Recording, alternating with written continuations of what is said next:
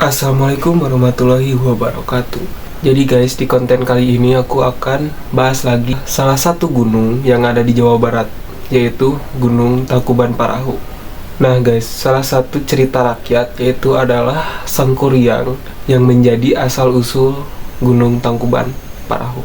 Nah guys, cerita rakyat ini berkaitan dengan legenda Tangkuban Parahu guys. Tangkuban Parahu adalah salah satu gunung aktif yang berada di Jawa Barat. Dalam cerita rakyat Sangkuriang, sosok Sangkuriang ini dipercaya sebagai asal-usul munculnya Gunung Tangkuban Parahu.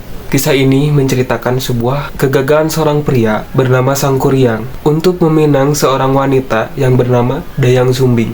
Nah guys, jadi pada zaman dahulu tersebutlah seorang putri raja di Jawa Barat yang bernama Dayang Sumbing. Dia memiliki seorang anak laki-laki yang bernama Sangkuriang. Anak tersebut sangat gemar berburu. Dia tidak hanya seorang diri dan dia ditemani oleh Tumang, anjing kesayangan istana. Nah, Sangkuriang ini tidak tahu bahwa anjing itu adalah titisan dewa dan juga bapak kandungnya.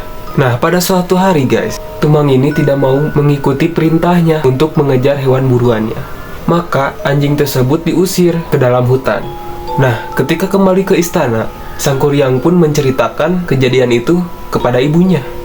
Bukan main marahnya sang ibu kepada Sangkuriang saat mengetahui anjingnya diusir ke dalam hutan.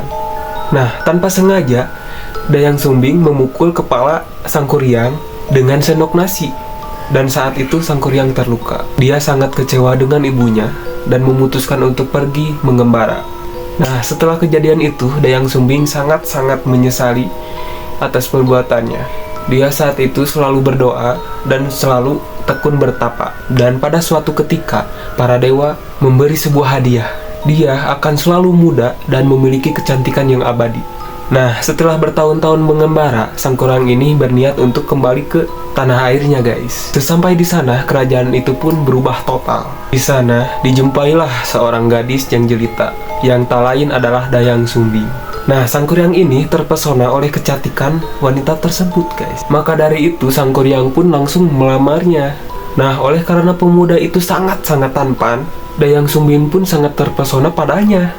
Nah, pada suatu hari, Sangkuriang pun pamit untuk berburu guys. Nah, dia meminta Dayang Sumbing untuk merapikan ikatan kepalanya guys. Nah, suatu ketika, Dayang Sumbing pun sangat-sangat terkejut ketika Dayang Sumbing ini melihat luka di kepala suaminya guys.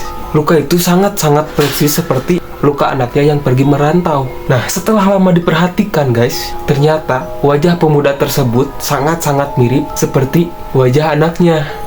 Dia pun merasa ketakutan guys. Maka kemudian dia mencari upaya untuk menggagalkan lamaran dari Sangkuriang. Dia mengajukan dua syarat. Dari syarat yang pertama, dia meminta pemuda itu untuk membendung sungai Citarum.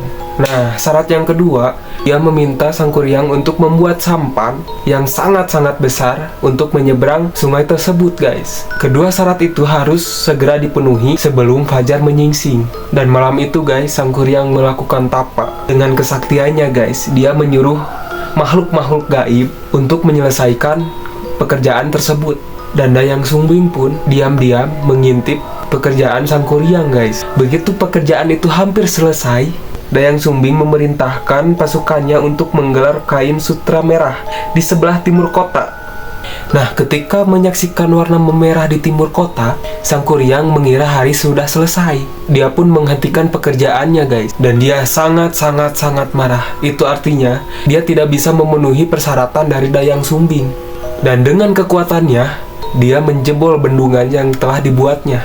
Terjadilah guys, banjir besar di seluruh kota. Dia pun menendang perahu besar yang dibuatnya.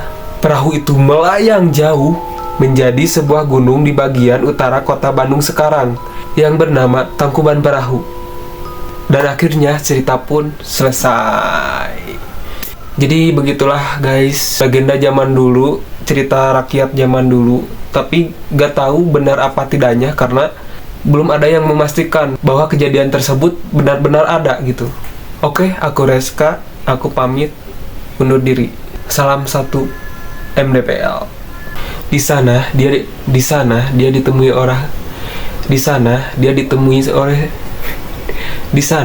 ditemui oleh seorang gadis yang jelita.